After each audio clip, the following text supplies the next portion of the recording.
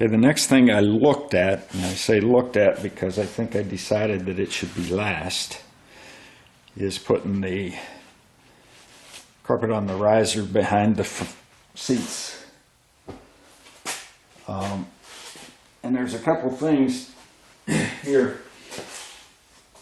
I had a fire extinguisher in this car because the Corvette club I belonged to required that if you had any modifications to the engine, you had to have a fire extinguisher. So I got it for my 74, and I decided, well, I might as well put one in the 76 as well. But over in this area here, if you recall, and hopefully you can see that, we had to tuck the carpet from the back wheel well in behind a metal thing here. Well, I think there's enough room to fold this over and tuck it, but I have to slit it at first a little bit on both sides so that I'll be able to do that. It fit pretty well around the, I guess that's the drive shaft hump.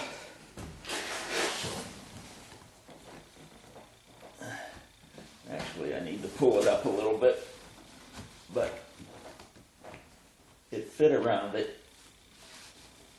And it's bound here, so this apparently goes over the carpet that's on the floor. So that's why I say this probably should go in last, or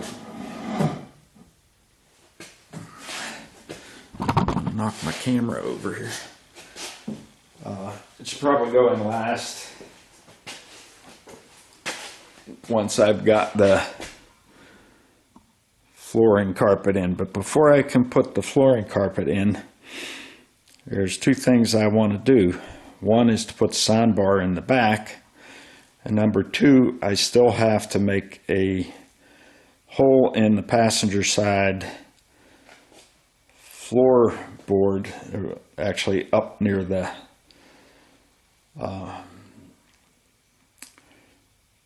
heat exchanger and for the air conditioning and heat, so that condensation from the air conditioner can run outside of the car.